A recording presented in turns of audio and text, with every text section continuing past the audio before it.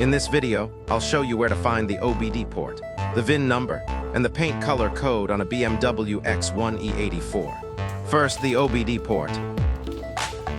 It is located under the steering wheel on the left side. There is a small cover labeled Addict. Simply remove the cover.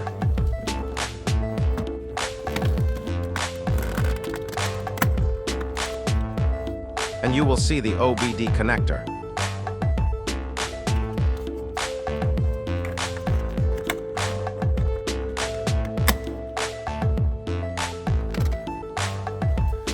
Now let's move on to the VIN number and paint color code. The first VIN location is on the driver's side door pillar on a sticker. On this sticker, you can find both the VIN number and the paint color code. There is also a second VIN location under the hood.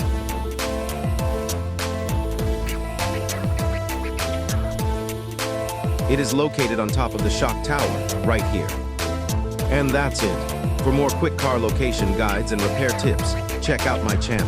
Don't forget to like, share, subscribe, and leave a comment. Thanks for watching.